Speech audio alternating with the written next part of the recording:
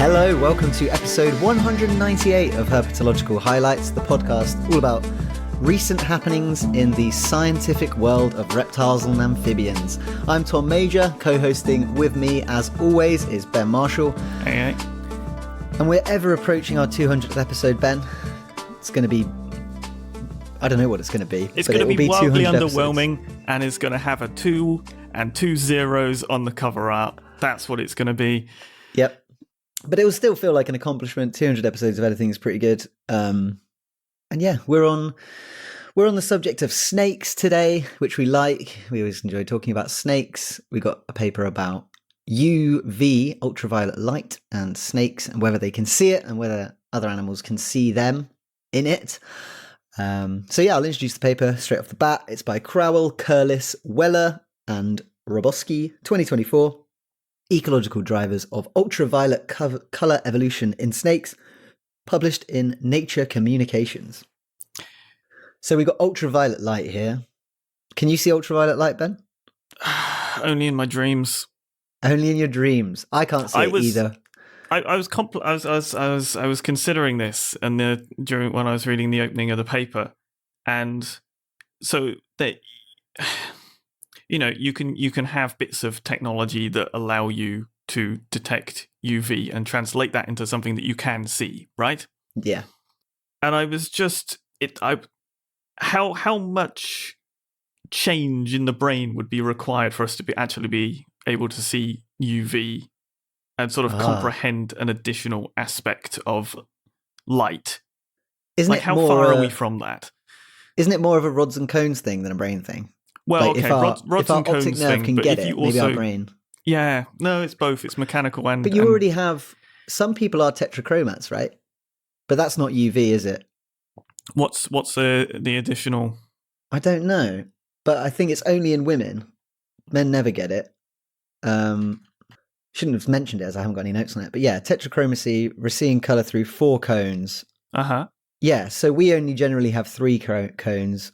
And so if you're a tetrachromat, you can get like bonus colors, but no one knows what they are or how to describe them. Even people who have it probably can't accurately describe them because no one knows what they're talking about. That's what I was sort of thinking, right? There's got to be how do you get a handle on stuff that's your brain's not potentially set up to comprehend. And apparently, also a lot of people who have it never realize they have it, or they can lose it. But I guess the distinction between losing it or just not knowing you have it, I guess, would be hard to make. It's kind of meaningless. Because you're just going to think of a colour as what everyone keeps calling it. Yeah. So, yeah. I mean, colours themselves are pretty socially constructed. But that's not what we're talking about. Anyway, we're talking about UV on snakes. Yeah, exactly. So the light we see, it's all electromagnetic radiation. It's coming at us in waves all the time. You can't see it, but you're being blasted by it every second of every day. Well, you can see it. You can, some of it you can see. That's literally what you can do, yeah. Crucially, some of it we can see. We can see wavelengths between 700 and 400 nanometers, but ultraviolet light is light which is even shorter, which is sort of goes down to like just a few nanometers. But some animals can see light in the ultraviolet spectrum, so wavelengths between sort of like 400 and 300 nanometers, which we cannot perceive, but lots of animals can, including birds. Not all birds, but like lots of birds. Lizards and snakes, again, not all, but many. And so... Bunch of insects too. Oh, a bunch of insects too, of course. Yeah. So like loads of animals can see this light that we can't see. And, you know, accordingly, they tend to use it. So a lot of the study of ultraviolet light has been around birds and their mating systems, because birds have like these crazy colour patterns that they'll sort of like flicker at each other. I mean, a peacock under UV light probably looks absolutely crazy. I'm pretty sure peacocks can see UV light. And so, you know, they communicate using these signals, which we can't see, but they can. And a lot of the research is focused on how they use that in mating. And the same goes for lizards. So we know that lizards use ultraviolet light in their social communication to make themselves more obvious to each other, particularly those which are like signaling during the day because there's lots of UV light around coming from the sun. But not much is known about snakes. They're massively understudied in this area. It was only in 2016, I think, that we found out that snakes could even see UV colour. And so this study was kind of a bit of a mix. It was a literature review looking at UV light and snakes. What do we already know? And then they also did some pretty thorough investigations into which snakes show patterns under UV light. So they did some special photography. It's not just which snakes in terms of which species, but like which individuals within those species, right? Because the whole idea is if it shows up differentially in some individuals and not other individuals, the sort of identity of those individuals might hint at why UV is there and a sort of purpose. Like all the bird examples you were highlighting there were for reproductive purposes, for sort of sexual selection purposes, right? But there are... maybe you're using UV aposomatically. Maybe you're using UV as a form of sort of crypsis or camouflage. Is there any others beyond those? Dimetism. Dimetism. Remember that one? The startle coloration? Startling? Oh, right. As in, so it's wait until you get close and then bam, bit of shocking blue tongue or something in case if you're a skink, or maybe you flip over onto your underside in the stripes and bamboozle your opponent and get the hell out of there. Absolutely, both common strategies. They were looking to see, and I think they had about 410 species. They were doing this fieldwork across the Americas and looking to see when they photographed them. So you can get your camera specially modified. Normal cameras you buy off the shelf, they don't pick up UV light. Their sensors don't pick it up because it's pointless. We can't see it, so it's not interesting. Like, we don't want to know. However, you can get it modified so that it doesn't cut out the UV. And that's what they did. They modified their cameras. There's companies that will do this. And then you can take pictures in the UV spectrum under a UV light, and it will convert it to something we can see. We can perceive the UV light on these animals. And they took a bunch of pictures of a bunch of snakes. And it was quite shocking, really. The overwhelming majority of species, at least, reflected UV wavelengths on at least some part of their bodies, particularly the ventral surface, so their tum-tums, and often where the snake's coloration was white. So white colours tended to be, bright in ultraviolet, and also bellies, chins, heads, that kind of stuff. But like you said, Ben, the kind of key thing they wanted to find out was a little bit about whether or not there was a function to this. And so they compared between different groups of snakes. So like you said earlier, male and female they looked at to see if there was differences between the male and females of individual species. Which, if there were, that would be suggesting some sort of, sexual selection role or something along those lines, right? Some sort of communication, most likely. Exactly, yeah. You'd only really need males and females to be different if it was something to do with the males and females communicating. You'd expect, unless they had like markedly different life history strategies. But yes, it could lead into that. But that seems unlikely for something coloration like this, I would suspect. It doesn't feel as likely. No, I agree. It just seems like a bit too big of a difference, but especially when, I don't know, the formation of skin and stuff is obviously like not unique to the sexes, although coloration can be to some extent, but anyway, the whole takeaway from that bit of the study was that males and females tend not to differ in their UV reflectance. It doesn't really have an impact between males and females, which suggests that there isn't this kind of sexual communication element of UV coloration in snakes.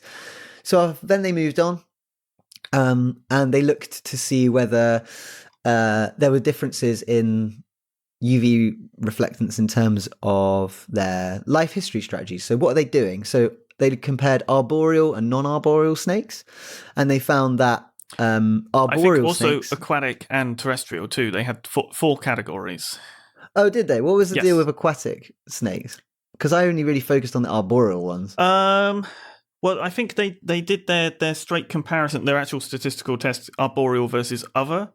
But in the key for whichever figure this is, figure 3, they do have aquatic and terrestrial and fossorial there.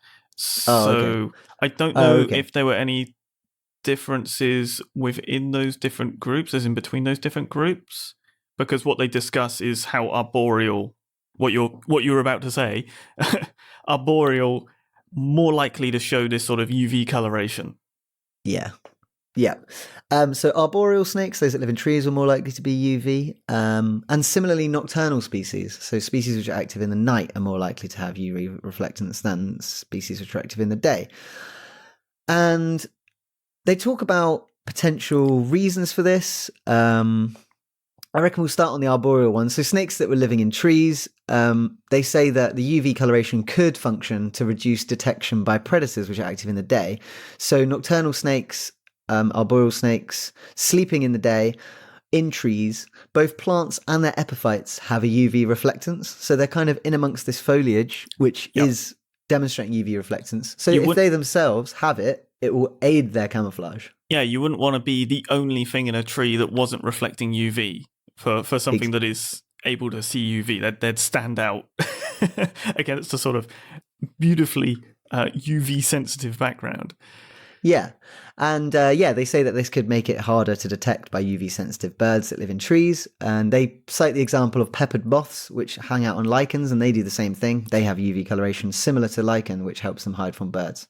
And the arboreal aspect starts explaining the underside ventral UV reflectance too, right? If you're sleeping in a tree, your belly's more likely to be exposed to terrestrial predators. Again, if they've got UV sensitivity. Having a bit of sort of UV breaking up that shape from below might explain that patterning. Yeah, and as we on the said, other side of the snake. UV coloration is more common on the belly, so yeah, that tracks as well. And most snakes, which are arboreal, have counter shading, where their underneath is light and the top is dark. And yeah, this is kind of an extension of that. If you're looking from above, you need to be darker to sort of match the ground. If you're looking from below, you want to be paler to match the sky and where light's coming from. Yeah, especially when you consider that, because it's the sky, it's literally the source of the light. There's going to be a lot of UV coming down. So they have this kind of UV bellies, which sort of aid in this camouflage. Probably, not definitely. This is all sort of, at the moment at least, this hasn't been empirically tested. They're just saying like, these are what the animals can see, and this is kind of like why this might be. They also mention that lots of snakes are kind of evolving these strategies independently, even if they're not closely related, which suggests that there is a sort of evolutionary component to this. Because if it was just like UV coloration was like basically conserved, or if it was kind of conserved between species which were like markedly different, then you could expect that it's not really related to evolution. But yeah, the fact that it's like seemingly appearing in things which are similar, if not closely related, suggests that there is this kind of like evolutionary element to it. They also mentioned that it's kind of not restricted to dangerously venomous families. So they had a load of vipers and elapids in this study. And it wasn't just them. So it's not like a warning coloration necessarily. It's not aposematic. Yeah. But you've got to be a little bit cautious with those sorts of things because of the mimicry angle. And they sort of do mention that, so it's popping up in some mimics, but it's popping up in a lot of non-mimics as well. And potentially in patterns that wouldn't function as mimicking patterns, right? Yeah. And that's not to say that UV can't probably contribute to aposematic coloration. I don't know. It might, but... This is the thing. That's assuming that there's a single purpose here. Maybe for the mimics... And it sort of matching up in the way of actually, patterns and different shapes and things play important roles. We know there are mimics that have, the little bit of marking behind the head and things like that are sort of key signifiers. So it might be sort of a little bit more nuanced than just them having UV or not, and go into the specifics of the patterns and the effectiveness of these warning signs anyway. Yeah, and one thing I found kind of strange is that it was most common in nocturnal snakes, because you'd think that at night there's not really be much UV light coming down because it's night, the sun's not out. Mm-hmm. However, they make the point that nocturnal snakes, what are they doing during the day? They're sleeping, so they're very vulnerable during the day. And, any herpetologist can tell you, if you go out at night, it's really easy to catch the snakes that are asleep on the trees because they're not expecting it.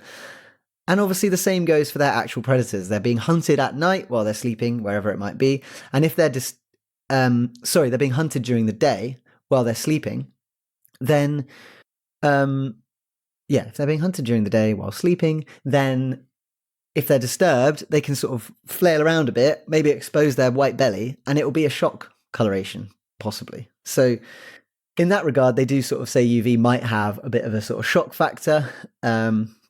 And we said, no difference between the sexes, probably not related to sexual signaling. One cool animal, which was like a specific species, which I thought was really interesting, was Amazon tree boas, Corallus hortulanus. Yes, they bring that up a couple of times, don't they? Yeah.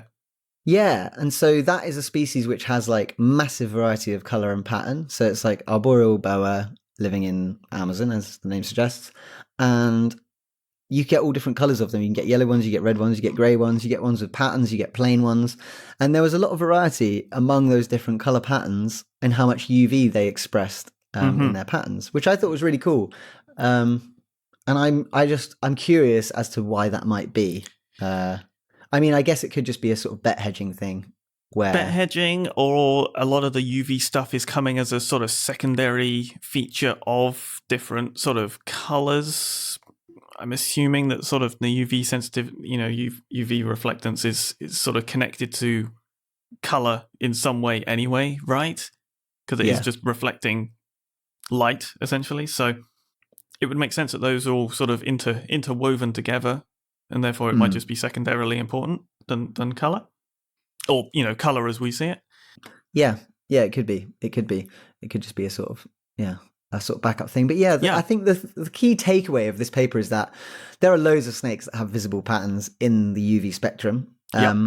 It's probably related to camouflage rather than communication. Yes, we have missed one line of evidence that further supports that too, is that juvenile snakes tend to have more UV than adult snakes. So basically, those individuals who might be more vulnerable to depredation have more UV. That sort of pushes it away from any sort of sexual selection thing as well, because why would the juveniles have it and the adults not, or the adults have less of it?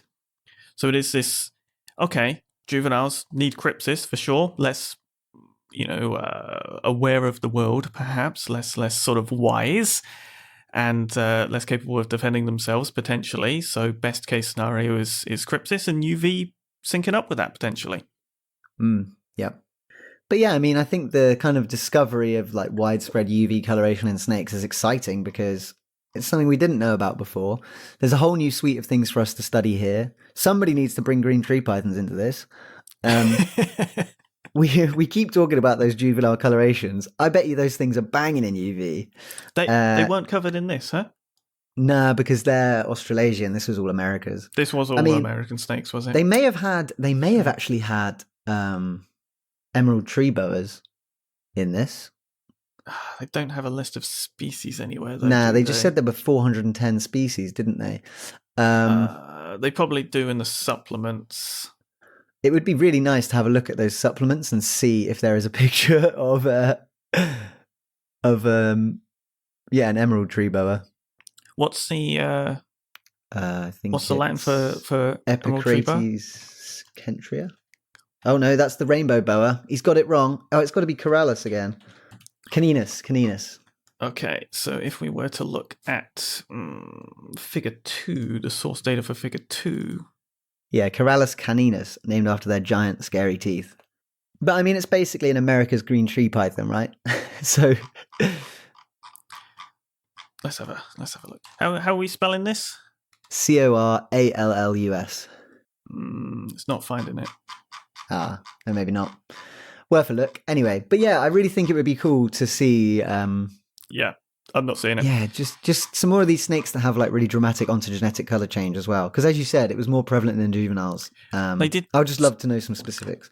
So just throwing out another species that's just kind of neat. Anacondas. Oh, do they have it?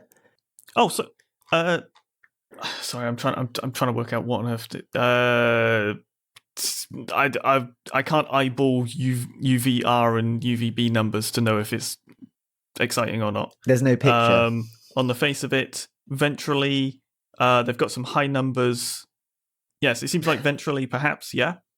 Okay. Specifically on the yellow aspects, if I'm reading this correctly. I think they've got yellow tum-tums, haven't they, anacondas? Yeah, and they glow under UV. Wow, that's crazy. Just give me the genus again for the one we were caring about, because I might just not be able to spell and read things correctly. Corallus. Yeah, Corallus. Yeah, okay, they're here. Corallus Caninus, hortulanus. Hortulanus is the Amazon tree bear we already talked about. Oh, okay, then that's what they've got. Damn. So they didn't have the emerald tree burr, no? Oh, well. Not that I am seeing. Okay. Well, it's worth a look. But anyway, I think, like I say, I mean, I can just see so many more cool papers to do with UV coloration, because while this digs into who has it, it doesn't really dig into like the ecological consequences of it. And I would love some papers looking at like variation in UV reflectance, if it affects where they go, what they do, their behavior, anything like that. You know, like, And there's is there already hints, variation? right, with the arboreality and stuff like that. There's already hints that there's going to be something interesting there. Yeah, and like and I mean, like, you know, there's all these studies of, you know, plasticine models with snakes and predation, but no one's really considered the UV reflectance of these objects before. Right, and there is suggestions that certainly for birds, that the whole like conspicuousness of the UV on the snakes seems to tally up with the UV sensitivity of birds. Right, I think that's what Figure 4 is getting at. So it does seem like it's quite purposefully targeted, and that's, if that actually sort of makes a difference to your plasticine models getting, I don't know, pecked less and bitten more, or whatever, with or without UV. Yeah. Nice. Yeah, really cool. I love reading about sensory ecology. I hate performing sensory ecology. Isn't that boring. The case with so many of these like really deeply technical papers? Is results absolutely fascinating. The actual hard work to get there, soul destroying. Thank you for making the sausage so we can enjoy it. Yes, so kind of. All right. Well, shall we move on to our brand new... Well, we've got 2 species of lizard here, and much like our boreal snakes with UV coloration, they live in the woods.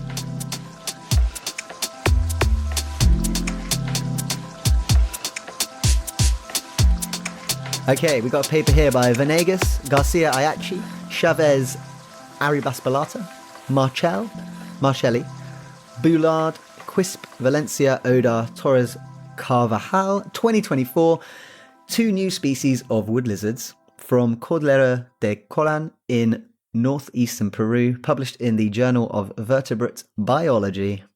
Yes, 2 new species of lizard here, and as the paper title said, we are in the Cordillera de Colán, which is this semi-isolated mountain range in Peru, northern Peru, in the Amazonas department. Moderate elevation. The highest it gets is like 3,700 meters, so it's mountainous.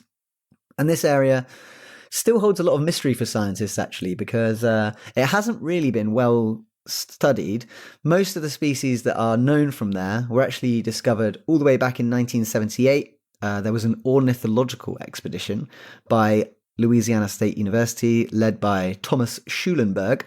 And yeah, obviously ornithologists had their own targets. They like the feathery animals. But while they were there, they also collected a bunch of frogs, which resulted in the description of 7 new species. So the frog diversity is kind of well known. And more recently, between 2019 and 2021, 3 expeditions led by PJ Venegas, who is the lead author of this study, along the western slope of this Cordillera de Colán, resulted in the discovery of 4 new species of frogs. But crucially, the reptile fauna kind of still remains a bit of a mystery, with only 1 lizard having been described from there back in 2020, which was Stenocercus dracopinatus, which is a really cool little lizard whose species epithet means feathered dragon. So pretty cool name.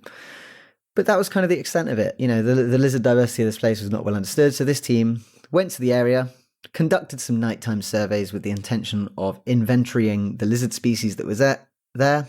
And excitingly, they found 2 new undescribed species during this process, and these are both neotropical iguanian lizards from the subfamily Hoplocercinae. And yeah, one of them is really cool. We'll discuss it at length. Really, really cool, beautiful animal. Let's get into it. It's called Enyalioides. No, it's not. It's called Enyalioides.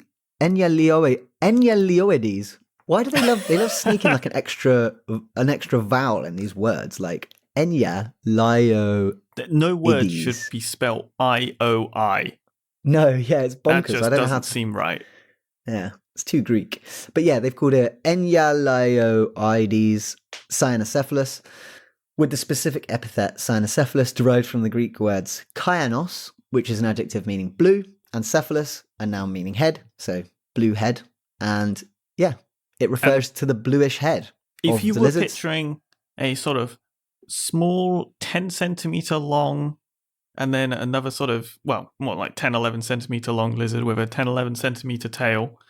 Quite a rich green, a sort of bluey green for most of the body, and then this beautifully, I mean, cyan is kind of the best pick of blue, cyany sort of turquoisey head. Yeah, I think turquoise Absolutely number incredible. 1, cyan number 2, probably in blues. Oh, but I do like ultra blue as well. But you don't really get ultra blue lizards. Not yet. Not yet. But yeah, it's a really cool lizard. And although, so they mentioned in the paper actually, although 2 adult males in the ones they collected had this distinctive bluish head, it was only the adult males and only some of them. Yes, the females are sort of orangey brown, dappley sort of thing. Beautiful orange eyes. They look kind of like burnt, almost sort of top of lava-y sort of lizards. Really, really stunning. They are cool. And yeah, they named it blue-headed. They've called it the blue-headed wood lizard. And although only a couple of the males they found actually had the blue heads, the local people in the Cordillera de Colán, they call it the blue-headed chameleon. So that suggests that, you know, the people who already knew about it locally, they already had the name for blue-headed chameleon. So it probably is quite commonly blue-headed. And then, so yeah, they've used that to justify calling it the blue-headed wood lizard. It's found in sort of montane forest, sometimes scattered cropland and pasture for cattle ranching. Specimens were found sleeping at night, so sort of 7 p.m. to midnight they were out looking for them, between, well, just off the ground and 2 meters off the ground. So, you know, they sleep on sort of stems of bushes and plants in trails near primary forest. I would have expected that they're probably eating insects and stuff. They got a little sort of stubby face that might be good for grabbing insects, yeah? Yeah, they look quite sort of, they look like they'd live on the floor, or they have got quite long toes, so I don't know. But yeah, really nice new species. There was another one in this paper, they called it Enyalioides Dickinsoni, Dickinson's wood lizard. They named it for the lead singer of Iron Maiden, Bruce Dickinson, although that one's not quite as colourful or exciting. It's a much more rotund lizard too. Yeah, and I would argue the name is like the same lizard, but inferior. Like puffed up and then desaturated. Yeah, it's still cool though. I mean, like, it's definitely got a look about it. But yeah, the males are much less beautiful, let's say, than the blue-headed wood lizard. Although, you know, they look chunky. A lot of them have broken tails. Did you notice that in the pictures? Their tails are all bashed up. Yes, the holotype they describe for the blue-headed has a centimetre or so of regrowth as well, which makes sense if you've got a very long tail that's as long as your body. It's going to get caught up in stuff, and maybe the regrowth is a good sign. It's working effectively as something that gets grabbed and bitten on, but the lizard perseveres. Yeah. Looking at the pictures, though, doesn't it seem like only the males have the broken tails of both species? I'm maybe reading too much into this now. I don't know. The female in Figure 6C looks like it's got regrowth. Oh, right, you are. Yeah. No, you're right. And A. Look at that weird little stub. Yeah. Okay. Yeah. So yeah. All right. So there we go. Blue-headed wood lizards. So yeah, Enyalioides cyanocephalus and Enyalioides dickinsoni, Dickinson's wood lizard. Yeah, welcome to science. Really cool new species, and great to see that people are inventorying these places and finding some cool animals. Have you got any other business for this week, Ben? I have a little bit. As we're talking about species and phylogenetics and stuff like that. So there is a wonderful pair of snakes, I suppose. The mock vipers. Yes. What are they? Psammodynastes, king of the sand. Which is so weird. Like, they're just not sand dwelling. That's really weird. Well, they don't dwell there, but they do rule over it. It's different. So yeah, they're sort of absentee rulers. Yeah, absentee rulers. Yeah. Long story short, there's a suggestion that they should be put into their own new family. Psammodynastes. Yeah? Psammodynastes? That's the one. So, because they're sort of somewhere in Elapidae, or what's this? How do you pronounce the superfamily for Elapoidea? Elapoidea, yeah. Doesn't that include Elapoidea. Basically, they were in there. They were somewhere in there. It looks like they should be their own sort of family, based on sort of when they separated out, and the sort of distinct characteristics. So it's looking like they should be a sister family to Elapidae, because they're sort of not nested within Elapidae or Myxeralapidae or Lamprophidae. So it looks like they should just be their own thing. Well, that feels like quite a big deal for a pair of snake species to be given their very own snake family. Like, yeah, evolutionarily but I think speaking, you know, looking at their trees and how they sort of pop out quite early on, I think they're sort of diverging 40-something million years ago, I believe, is what the estimates were saying. Yeah, 49 million years ago, so early Eocene. Mm-hmm. Yeah, it's looking like they're their own thing. I'm not going to make any sort of judgment because I'm simply not qualified to. But we'll throw the paper in the show notes so people can go and have a look for themselves. It's a Das et al. Paper, 2024. They do also look at Buhoma. That's another genus of snakes, right? And those guys seem to be a little bit more confusing, I suppose. it's a good way of putting it. They are described in this paper as a phylogenetic rogue, I think was the term used. Basically, they don't seem to fit anywhere nicely, and they're suggesting that this might have been caused by like an ancient rapid radiation that sort of means that their sort of nice, tidy phylogenetic signal is a bit sort of messier, and it ends up sort of, when you run the analysis, mixing them in other locations. So it's sort of harder to work out exactly where they should be sitting. I think they essentially don't commit to putting Buhoma anywhere, whereas Psammodynastes seems a lot more supported. Rogue taxa is the term they use for this. Rogue Buhoma. taxa. Yeah. Well, I really like Psammodynastes. I think it's cool that they are in this group. Mock vipers. I mean, the whole thing with the mock viper, they look a bit like a viper. They sort of flatten their head, and they also change their pupil from round to slit to make them look more like a viper if you bother them. Yeah. Yeah, we found a few of these in India. They're cool. They come in all different colors. We found some yellow ones. We found some gray ones. Yeah, I was just really excited to see one. One of them bit me a couple of times, and my hand got all itchy and swelled up a little bit. I respect that. I mean, apparently, again, that sort of makes sense if you're seeing where they're sitting phylogenetically too, right? Yeah. Yikes. Sister to Elapidae. Yeah. Sister to Elapidae. But yeah, so elapids obviously being like cobras and friends. Things that snakes. You don't really want to be bitten by at all. Yeah, death adders, things which are serious. But yeah, so there are two species in Psammodynastes, Pulverulentus, which is the kind of common mock viper. But I didn't realize there's also Psammodynastes pictus, the painted mock viper. Apparently the painted mock viper mostly eats like fish and stuff, and it's much more sort of aquatic in its tendencies, or at least sort of semi-aquatic. But they're found in Borneo, so maybe we'll get to see one. That'd be cool. But yeah, really crazy. That's a big phylogenetic news. Psammodynastes, for fans of these species, they are more unique than anyone realized.